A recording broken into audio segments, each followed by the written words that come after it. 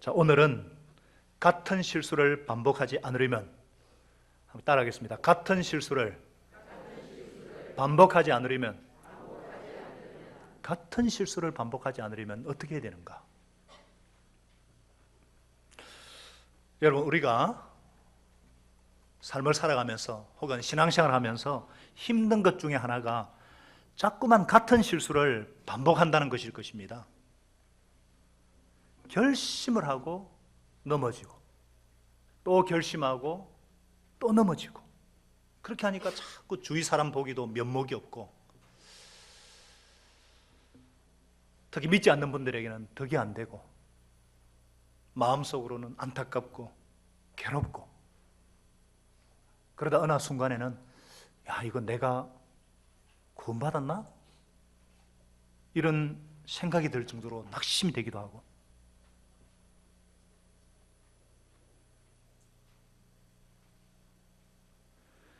그런 우리에게 아브라함도 실수를 반복했다는 것은 얼마나 큰 위로가 되는지 모르겠습니다.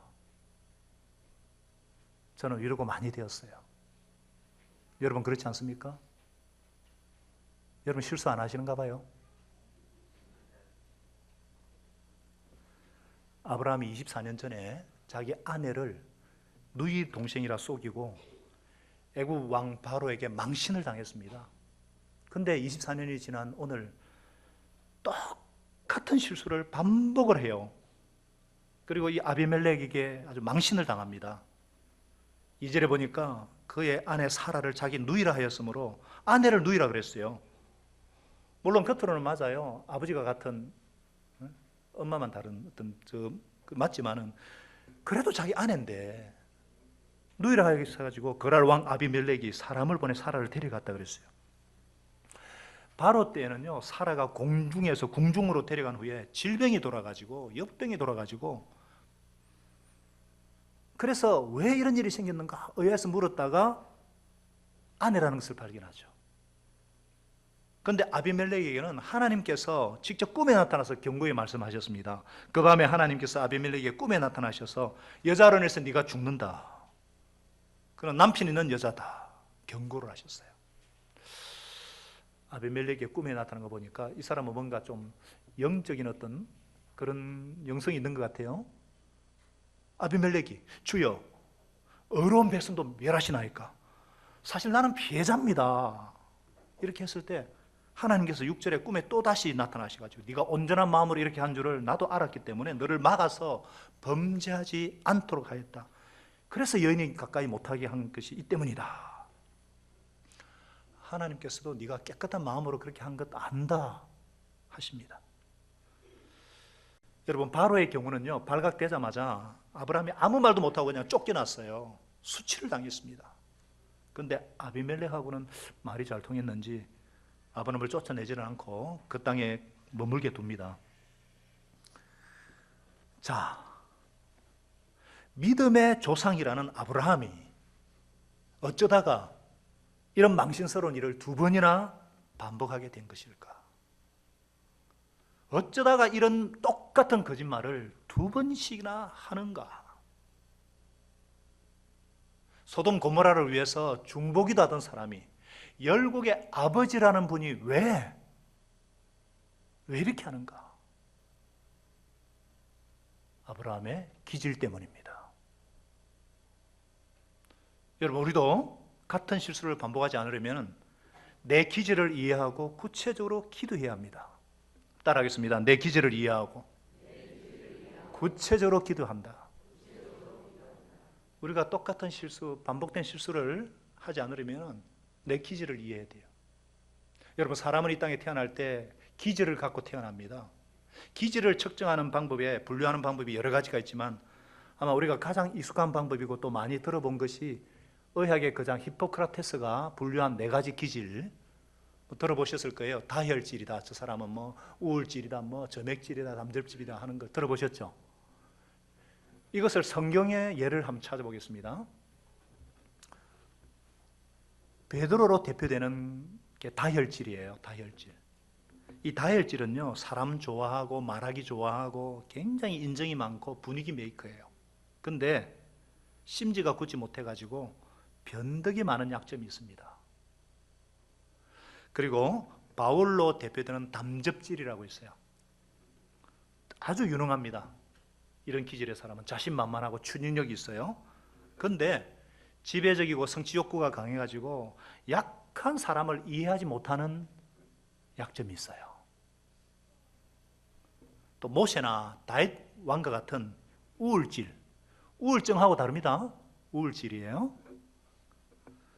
이런 우울질을 기질을 가진 사람은요, 아주 정확해야 되고 의리도 있고 아주 막 리더십도 있는데 감정의 진폭이 크고 자기 중심적인 기질이라서 싫은 소리를 들으면 잠을 못 잡니다. 그리고 오늘 본문의 아브라함으로 대표되는 점액질, 점액질은요 만사태평이에요. 대인관계도 좋고 남을 잘 배려를 해요. 그런데 추진력이 약해서 싸움하기 싫어하고 현실과 타협을 잘하는 약점이 있어요. 아브라함은 이런 기질을 갖고 있었기 때문에 쉽게 현실과 타협을 하고 어려운 일이 생기면요 아무렇지도 않게 그냥 거짓말이 툭 튀어나오는 거예요.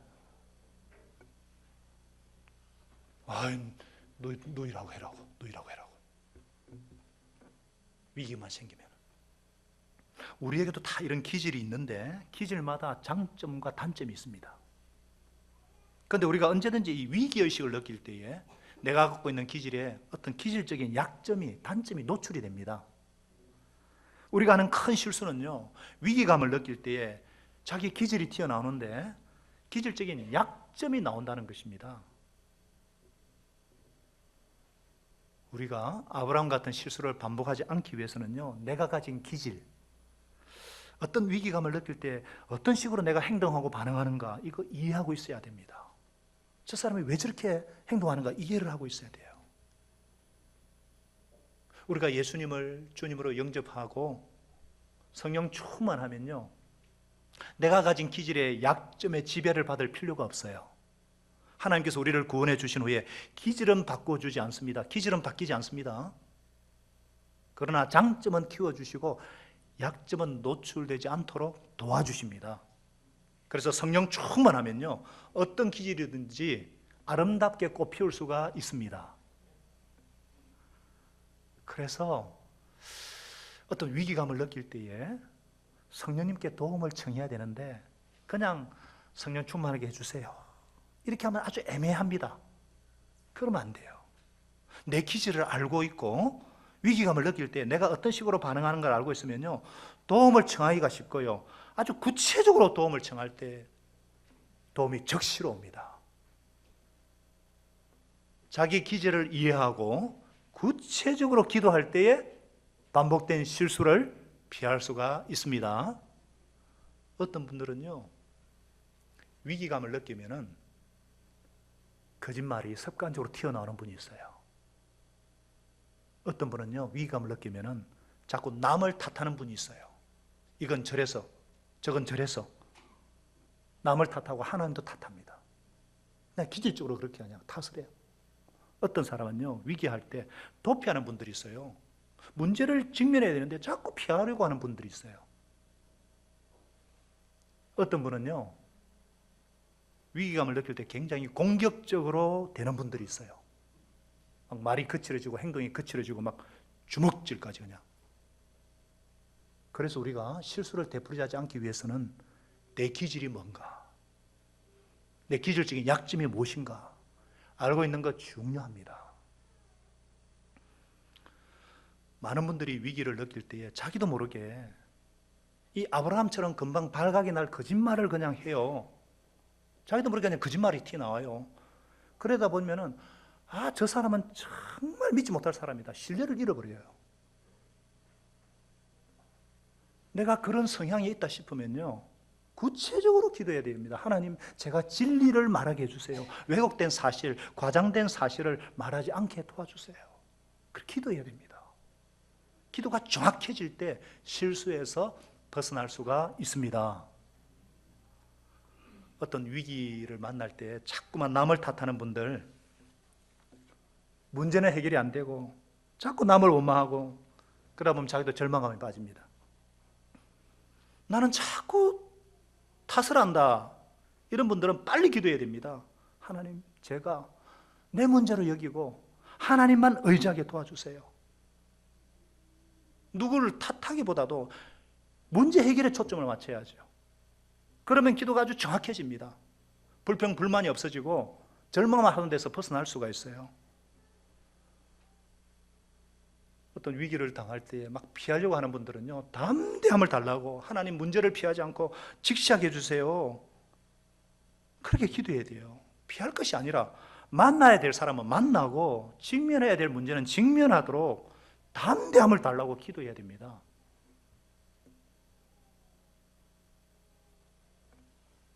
공격적으로 되는 분들은요, 기도를 많이 하셔야 됩니다. 자녀나 아내에게 막 주먹질해가지고 일생 동안 상처를 줄 수가 있지 않았습니까? 이렇게 아브라함 같은 실수를 반복하지 않으려면요, 위기 상황 가운데 내가 어떻게 반응하고 있는가, 어떻게 반응하는가 잘 알고 있어야 됩니다. 기도가 초점이 딱 맞춰질 때, 송구 같은 기도를 할 때에 반복된 실수에서 벗어날 수가 있습니다. 공감이 좀 되십니까? 그러나 무엇보다도 성령 충만해야 돼요. 성령 충만하면 됩니다. 갈라디아서 5장 22, 23절에 분명히 주님이 말씀하시죠. 오직 성령의 열매는 사랑과 희락과 화평과 오래 참음과 자비와 양성과 충성과 온유와 절제니 이 같은 것을 금지할 법이 없느니라. 추상적으로 기도하지 마시고 아주 구체적으로, 내가 주님 올해 어떤 열매를 맺어야 될지, 제가 오래 참는 것이 부족하면 주님 오래 참는 믿음을, 절제가 필요하면 절제를 주님 열매를 맺게 도와주세요. 구체적으로 기도하셔야 됩니다. 나의 어떤 기질적인 약점들을 극복할 수 있도록. 우리가 특별 새벽 기도회 때 7가지 죄악에 대해 살펴보지 않았습니까? 교만과 질투와 분노와 어떤 탐심과 정욕에 대해서 이 정반대예요. 이런 것들을 하나님 앞에 다 토설하고, 정말 예수님, 성령 충만은 예수 충만이거든요. 이 성령 열매가 예수님의 품격이잖아요. 예수님의 인격을 담고자 기도를 해야 돼요. 아주 구체적으로 하셔야 됩니다. 저는 올해 여유를 갖도록 여유를 달라고 굉장히 기도를 많이 합니다. 이렇게 어떤 위기나 어떤 위기감뿐만 아니라 평소의 삶 가운데요, 실수와 잘못이 반복된다 그러면은요, 자기 자신을 좀 이해를 해야 됩니다. 어떤 상황에서 내가 이렇게 반복이 되는가? 내가 어떤 식으로 반응을 하는가? 자기 성향을 잘 이해하는 것이 실수를 줄일 수가 있어요. 어떤 분은요, 담배를 올해는 어쩐지 금년하고 끊어야지 했다가 또 피거든요. 또 내가 끊어야지 했다가 또 핍니다. 그러면 내가 언제 피게 되는가? 그걸 정확하게 파악을 해서, 그런 성향이 있으면요, 그것을 하나님 도와달라고 집중적으로 기도를 하고 주님께 도움을 청해야죠. 또 우리 주위에는 남의 얘기를 그냥 나도 모르게 자꾸 옮기는, 안 될 말을 자꾸 옮기는 경우가 있는 분이 있어요. 악의로 그런 경우가 아니고 대부분 그런 분들이 착해요. 그냥 어려움을 돕고 싶은 마음이 있어가지고 나 이렇게 하도 되더라 하니까 자기 간정을 안 되니까 남의 간정까지 끌어가지고 막 이렇게 빌어서 막 얘기를 하다 보니까 막 내 기도하고 있어 하면서 그런 비밀스러운 것까지도 그냥 사생활이 침해될 수가 있어요. 남의 얘기를 해버리는 결과가 자꾸 되더란 말이죠. 이 습관적으로 어떤 얘기 좋아하는 사람이 있어요. 남 얘기, 지 얘기는 안 하고. 그런 반복되는 실수나 성향이 있으면요, 한 걸음 물러나서 내가 왜 그런가? 내가 왜 그런가? 이걸 성찰을 해야 됩니다. 또 어떤 분은요, 계속 옛날의 상처를 자꾸 끄집어내가지고 자꾸 되새기는 분들이 있어요. 내가 왜 그런가?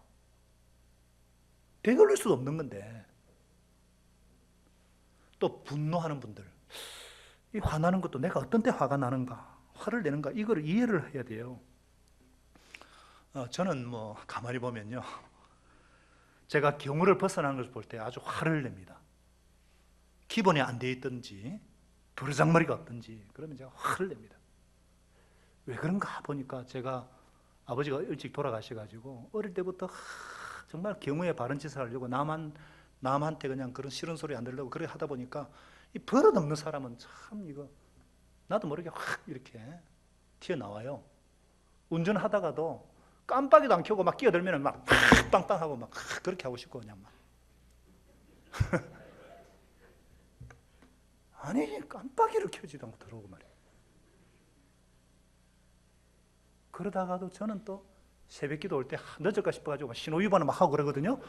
아이고 성도들 보면 큰일 나는데 주의하고 하면서 이게 참 안 돼요. 그래서 올해는 제가 주님 제가 여유를 가질 수 있도록 이 부분에 대해서 정말 구체적으로 제가 주님의 도움을 구하겠습니다. 이렇게.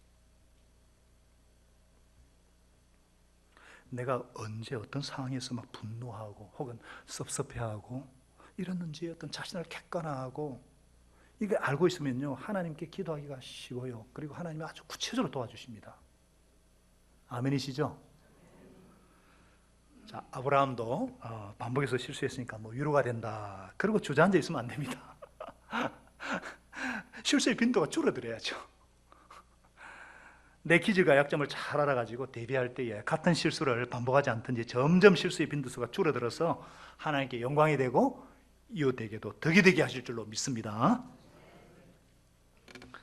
여러분들, 아브라함은요 아내를 누이 동생으로 했다가 망신을 당했는데 사실 이거는 망신 정도가 아니라 큰 결과를 가져올 뻔했어요. 중대한 결과를 가져올 뻔했습니다. 지금이 어느 때입니까? 하나님께서 내년 이맘때 1년만 있으면 아들을 주실 것이다 약속을 한 때예요. 24년을 기다려온 때입니다. 근데 아비멜렉도 뭐 89세나 된 사라가 얼마나 이뻤겠어요. 뭐 할머니인데. 제 생각이에요. 이뻐서 데려온 거 아니거든요. 소돔 고모라의 멸망 소문도 들었고 아브라함이 꽤 영향력 있는 족장이라서 결혼해서 어떤 동맹관계를 맺고자 그러지 않았는가. 근데 누이동생으로 알고 데려왔는데 그래서 동침을 하면 부인으로 만들어서 삼아서 동침을 하게 되면 나중에 아기가 생기면 그게 누구 아기가 될 거냐 이 말이에요. 아브라함이 어떤 사람입니까? 그 가문에서 메시아 그리스도가 태어나야 될 엄청난 책임을 가진 사람이 거짓말을 해서 하나님이 주신 축복, 하나님이 주신 특권을 다 잃을 뻔했습니다. 왜 이런 짓을 하게 되었는가? 두려움 때문입니다. 아비멜렉이 아브라함에게 왜 이렇게 했느냐 물어보니까 도대체 왜 이렇게 했느냐 물어보니까 11절에 뭐라 그랬어요? 이곳에서는 하나님을 두려워함이 없으므로 내 아내로 말미암아 사람들이 나를 죽일까 생각했다는 거예요. 죽을까 봐 두려워서 이 짓을 한 겁니다. 여러분들, 우리는 두려움을 경계해야 됩니다. 특별히 우리가 두려움 가운데 있을 때에 절대로 중요한 결정은 내리지 마시기 바랍니다. 두려움은 우리의 판단을 흐리게 합니다. 무슨 결정을 내리든 간에 뭐 약간의 두려움이 없을 수 없겠지만은 두려움이 동기가 되어서 어떤 결정을 내려서는 안 됩니다. 예를 들어 보게요. 자매님들 중에 이렇게 나이가 차서 결혼을 못한 분 이러다가 내가 혼자 늙는 게 아닌가 두려워가지고 어떤 사람과 덜컥 결혼했다가 혼자 사는 것보다 못한 불행한 삶을 사는 분들이 있어요. 절대 두려움 가운데 혹은 두려움이 동기가 돼서 결정하지 말아야 합니다. 내 마음의 두려움이 해결되고 난 뒤에 편안한 가운데 결정을 해야 올바른 결정이 됩니다. 언제든지 쫓기던 두려움 가운데서 내린 결정은요 축복을 막고 특권을 빼앗길 수가 있습니다.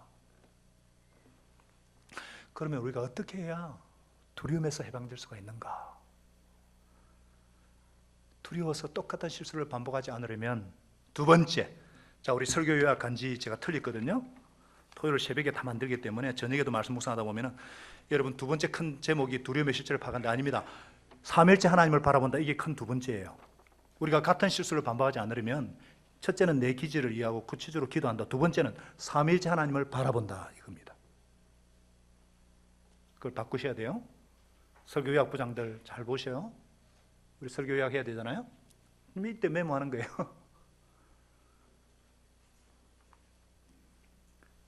자, 두려움을 보지 말고 하나님을 바라보시기 바랍니다.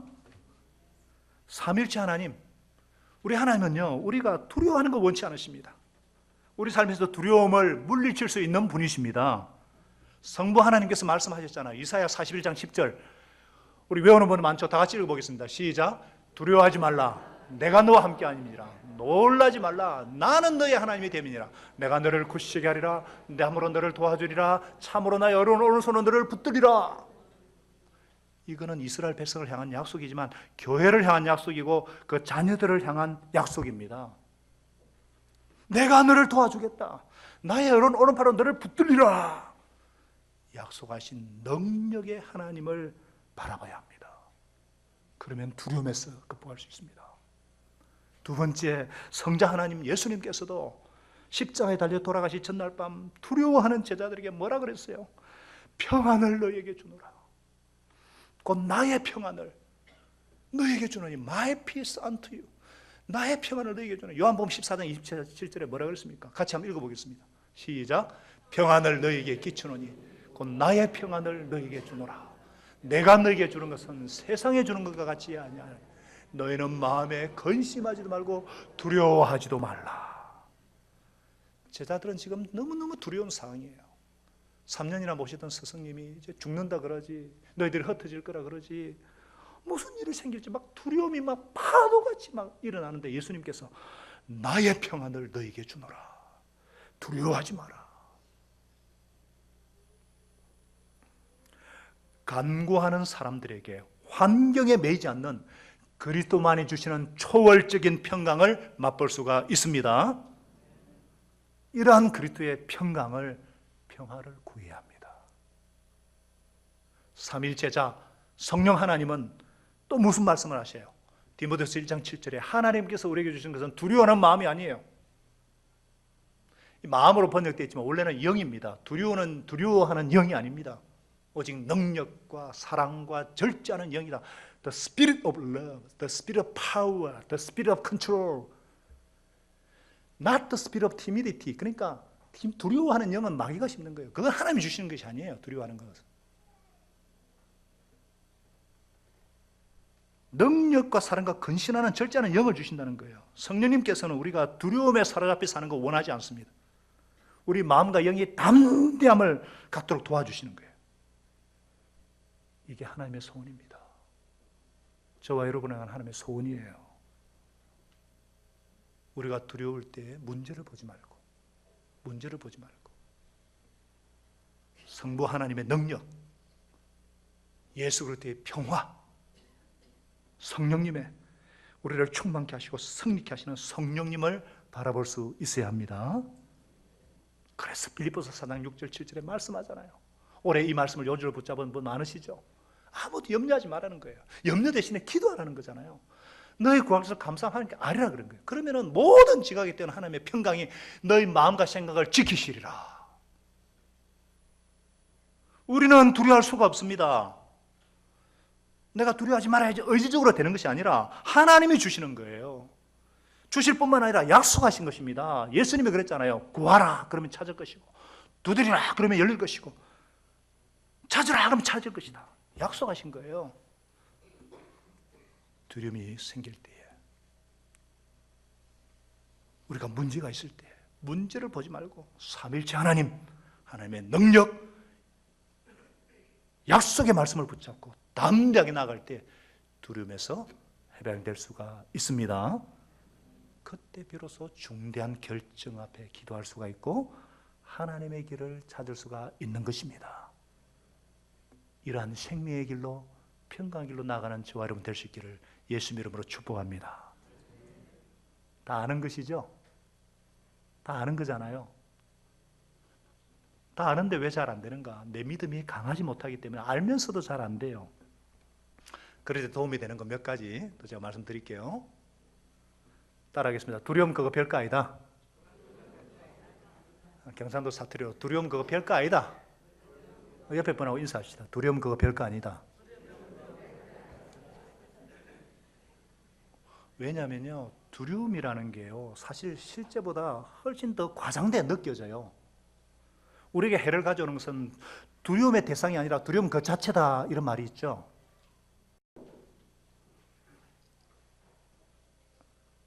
우리 작년에 독감이 유행해가지고 올 초에도 막 독감 예방주사 맞은 분들이 많잖아요.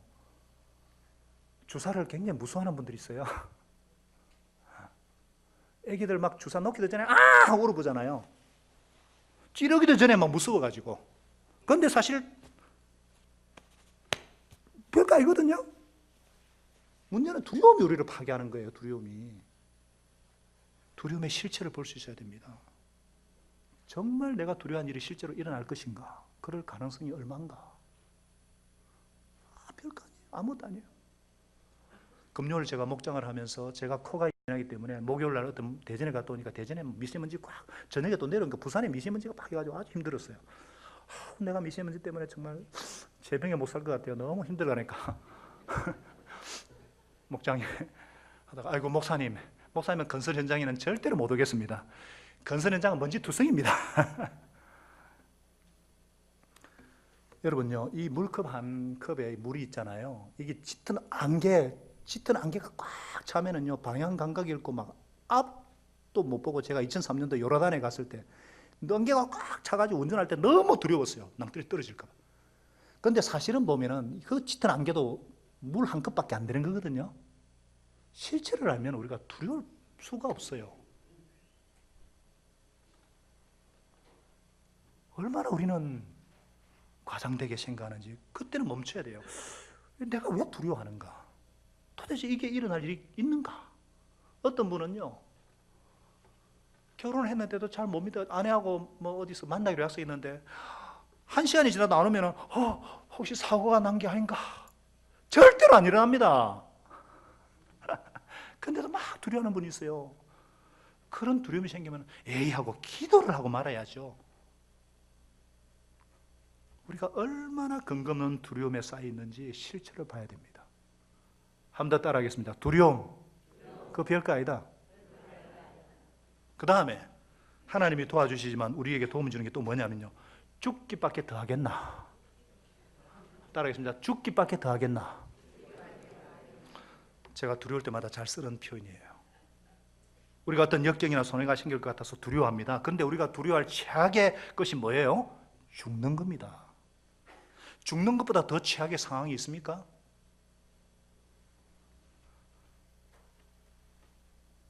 사람들이 죽은 만큼 두려움이 없어가지고 죽지 않기 위해 별짓 다 하잖아요. 그런데 구원받은 하나님의 자녀들은요, 어떻게 됩니까? 죽으면 어떻게 돼요? 천국 갑니다. 할렐루야. 사랑하는 신랑을 만나는 날이에요. 이 땅의 모든 눈물이 씻김 받는 날이고 천국 잔치에 참여하는 날이고 하늘나라 상급을 받는 날이에요. 영광스러운 나라로 돌아가신 거예요.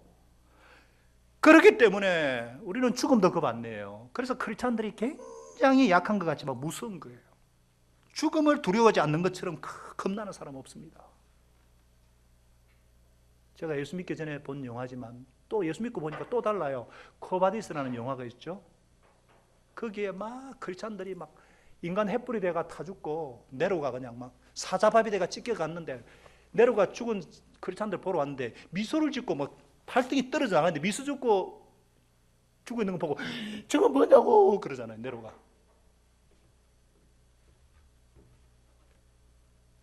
죽음을 겁 안 내니까 우리가 두려워하는 최악의 것이 죽는다는 건데, 죽는 것이 축복이라면 그 다음엔 두려워할 필요가 없죠. 여러분, 뭐가 두려우세요? 혹시 직장이 안 될까 봐? 혹은 직장 다니다가 직장에서 떨어져 나올까 봐 두렵습니까? 왜 두려워하냐면요, 그 최악이 다시 직장 못 구할 것 같은데, 직장 구하지 못해 생기는 또 최악이 뭐예요? 굶어 죽지 않을까? 그럴 리가 없지만은 굶어 죽으면 어떻게 돼요? 천국 가는 거예요. 나사로도 천국 갔어요. 별거 아니에요. 죽기밖에 더 하겠나? 죽기밖에 더 하겠나? 목회하다가도요, 얼마나 목회가 복잡하고 얼마나 이렇게 힘들 때 에이, 죽기밖에 더 하겠나? 저처럼 소심한 사람이 담대하게 보이는 것은요, 안 되면 죽지 뭐, 목회하다 죽으면 순교인데, 그래서 죽기 살기라는 겁니다. 예수님이 말씀하셨습니다. 몸은 죽여도 영혼을 능히 죽이지 못하는 자들을 두려워하지 말고 오직 몸과 영혼을 능히 지옥에 멸할 수 있는 그 하나님을 두려워하라. 정말 하나님 두려워하면 아무도 두렵지 않습니다. 저와 여러분은 예수 부활 생명을 가진 자들입니다. 우리는 죽어도 다시 삽니다. 겁내지 맙시다. 뭐 죽기밖에 더 하겠나. 죽으면 부활합니다. 할렐루야. 그래도 두려움을 들릴 때는 악령을 쫓아내야 돼요. 우리가 어떤 격렬한 감정에 사로잡히면요, 그걸 타고 악령이 틈을 타요. 감정 자체는 악령이 주는 건 아니지만은 누가 밉고 섭섭하고 막 분노의 감정이 막 생기는 건 쟤 때문에 생기는 거거든요. 그것을 틈타서 마귀가 틈을 타는 거예요. 사울이 막 다윗을 질투하다 보니까 악신이 들렸다 그랬잖아요. 그래서 어떤 두려움이나 어떤 분노 이면에 악령의 역사이기 때문에 이걸 어떻게 해결해야 되느냐? 원점으로 돌아가서 어떤 그때에 회개할 것은 회개하고 용서할 것은 용서해야 됩니다. 악령을 물리치는 건 딱 두 가지예요. 회개와 용서입니다. 뭐라고요? 회개와 용서예요. 그러면 악령이 붙잡을 게 없기 때문에 물러갑니다. 그리고 난데 예수 이름 권세로 딱 대적하는 거예요. 두려움을 심는 너 악한 영은 예수 이름으로 물러가라. 그러면 딱 물러가는 거예요. 예수 이름 권세를 붙잡는 자에게 어떤 악령도 권세를 활용할 수가 없습니다. 이미 내 편에서 회개하고 용서했으면 권리는 내 권리, 권세는 내 권세 쫓으면 나가게 되어 있습니다. 그래서 야고보 사도도 야고보 4장 7절에 마귀를 대적하라 그랬잖아요. 그러면 달아날 것이다. 하나님께 복종하고 회개하고 용서하고 예수 이름 것으로 마귀를 물리치라. 그러면 두려움을 물러가는 거예요. 두려움을 심는 악한 영이 물러가는 거예요. 여러분, 우리 인생은요, 하나님께서 주신 선물입니다. 즐기고 기쁨으로 살라고 주셨습니다. 그런 인생을 살아라고 예수님께서 생명까지 내어주심으로 나를 구원해 주셨어요. 그런데 이걸 파괴하는 게 염려입니다. 두려움이에요. 판단을 흐리게 하고 실수하게 만듭니다. 되도록이 힘든 부정적인 결과를 낳기도 해요. 두려워하는 거 하나님 뜻이 아닙니다. 저와 여러분이 염려에 해방되어서 기쁨의 살기를 원하십니다.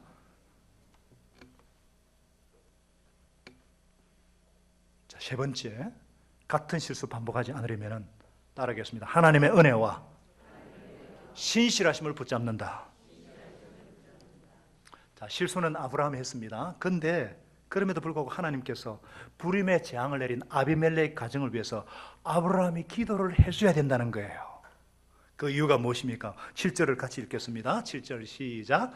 이제 그 사람의 아내를 돌려보내라. 그는 선지자라.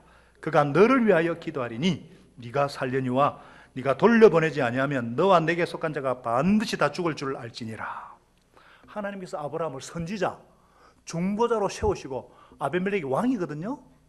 왕 이름이에요. 열국의 왕이 너를 통해 복을 받을 것이다 말씀대로 왕 위에 높이셨어요. 아브라함의 중보기들을 통해서 아비멜렉의 불임 문제를 해결되게 하셨어요. 그날 땅의 모든 여성들이 유산을 하고 낙태를 하고 사산을 당했는데 17절에 아브라함이 하나님께 기도하며 하나님이 아비멜렉과 그 아내와 여종을 치료하사 출산하게 하셨으니 할렐루야. 사실 아브라함은요, 불임을 푸는 기도에는 자신이 없는 사람입니다. 정작 아내의 태도 아직 풀리지 않았잖아요. 맞습니까?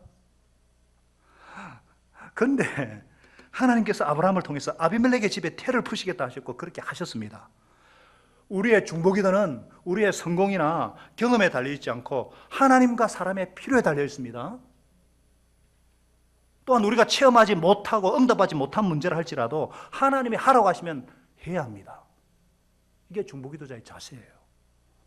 역사의 중심은 하나님께 있고 세우신 종들에게 있습니다.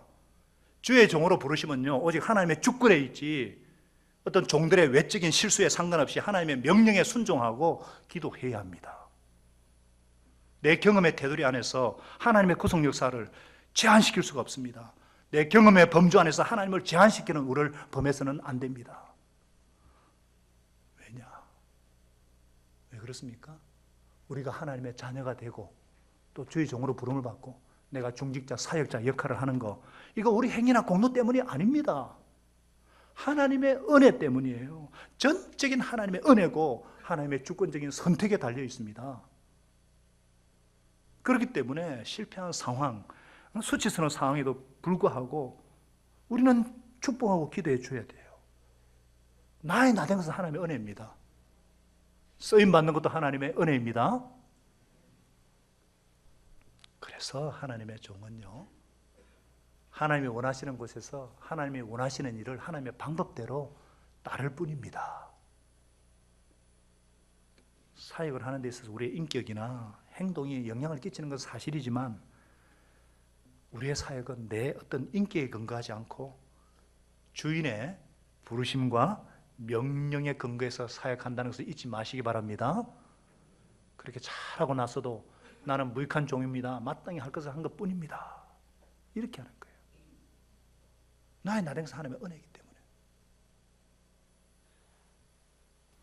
실수한 아브라함에게서가 아니라 아비멜렉에게 하나님이 나타나셔가지고 아브라함이 선지자니까 그에게 기도를 받아야 너와 네 가족이 산다 말씀하셨어요. 하나님은 불신자 앞에서 아브라함을 높여주셨어요. 그렇게 반복돼서 실수하는 아브라함을 높여주셨어요. 하나님께서 우리 목자님들을 높여주시는 이유가 여기에 있습니다. 우리가 막 특별히 능력 있고 완벽해서 목자를 섬깁니까? 아니잖아요. 하나님께서 그냥 기도하라고 맡기셨잖아요. 기도 목회잖아요. 그래서 우리 목자님이 기도하면 다 응답되더라, 이런 증거를 받으셔야 합니다. 그렇게 받고 계신 줄로 믿습니다. 저는 그런 확신이 있어요. 제가 기도하면 하나님은 다 들어주시더라고요. 어제도 목사님 기도 응답 받았습니다. 그거 봐요, 내가 기도하면 된다 그랬잖아요. 할렐루야. 제가 하는 게 아니죠. 예수 이름으로 기도한 거니까. 주님의 소원이니까. 그리고 내가 전도하면 예수 영접합니다. 여러분, 그런 확신이 있어야죠. 내가 목자면 우리 목장이 부흥한다, 내가 사역하면 된다, 이런 확신과 능력 가운데 일터와 가정과 사역 현장이 부흥케 되는 역사를 경험하게 되시기를 예수님의 이름으로 축복합니다. 사랑하는 여러분, 아브라함의 반복된 실수에도 불구하고 그는 여전히 하나님의 사람입니다. 하나님의 사람이에요. 이 반복된 사건을 통해서 우리에게 주시는 메시지가 뭡니까? 아브라함의 믿음이 많이 성숙했지만 인간은 언제나 실패할 가능성이 있다는 거예요. 동시에 자주 넘어지고 실수하는 인간에 불과한 아브라함과 언약을 맺으신 그 하나님께서 언약을 신실하게 지켜나가시는 하나님의 신실하심을 보여주고 있는 것입니다. 우리 인간의 열심이나 완전함에 의해서 진행되는 것이 아닙니다. 허물 많고 부족한 우리를 통해서 언약을 맺으신 하나님의 변함없는 사랑과 신실하심 때문에 구속 역사는 이루어진다는 구속사의 원리를 보여주고 있는 것입니다. 내가 주인이 아닙니다. 내가 아닌 주님입니다. 나는 그분을 모시고 다니는 성전이고 도구에 불과합니다. 내 성패가 중요한 것이 아닙니다. 베드로와 유다의 차이는 뭡니까? 실패를 했는데도 유다는 자기 모습 보고 자살했지만 베드로는 주님의 눈으로 자신을 재평가하고 주님을 바라보고 일어섰습니다. 내가 주인공이 아닙니다. 나를 통해 주님이 일하십니다. 주님은 능력 있는 사람, 완전한 사람이 아닌 주님을 믿는 사람, 주님을 따르는 사람, 주님의 뜻을 이루어드리고 그 뜻을 대응할 일꾼들을 지금도 찾으십니다. 이 하나님 바라볼 때에 나의 연약함, 기질적인 약점 문제가 되지 않습니다. 두려움도 문제가 되지 않습니다. 반복된 실수도 문제가 되지 않습니다. 언젠가는 변화되어서 하나님의 구속역사의 주인공으로 하나님 나라의 대행자들이 될 것입니다. 이 믿음으로 전진하는 저와 여러분 되게 하시기를 예수님의 이름으로 축원합니다. 이제 평안한 마음으로 삶의 현장으로 돌아가겠습니다. 선한 일에 용기를 가지시고 악을 악으로 갚지 마십시다. 항상 연약한 자를 도우시고 병든 자를 찾아보시고 곤란당하는 이웃을 위로하십시다. 모든 사람을 존경하시며 주님께 봉사하고 주님을 사랑하십시다. 모든 일을 믿음과 사랑을 행하시고 어떤 일에도 소망을 포기하지 마십시다. 그리고 거룩하신 성령님께 순종하여 기쁨과 감사의 생활을 해나가십시다. 우리 하나님 아버지는 저와 여러분을 항상 도와주실 것입니다. 이제는 지금까지 나의 나된 것이 주님의 은혜인 것을 고백하면서 예수의 한량없는 은혜와 하나님 아버지의 그 놀라우신 사랑하심과 성령님의 위로 교통 충만케 하시는 은혜가 반복된 실수를 하지 않기 위해서 정말 내 기질을 알고 구체적으로 기도하고 신실하신 하나님, 삼일체 하나님을 바라보고 정말 하나님의 은혜를 붙잡고 나아가고자 다시 한번 하나님 앞에 결단하고 결심하고 회개하는 우리 살아가는 주의 백성들, 그 심령마다, 그 가정과 자녀들과 생업의 현장마다, 우리 선교지마다 이번 한 주간도 함께 합시기를 간절히 축원하옵나이다. 아멘.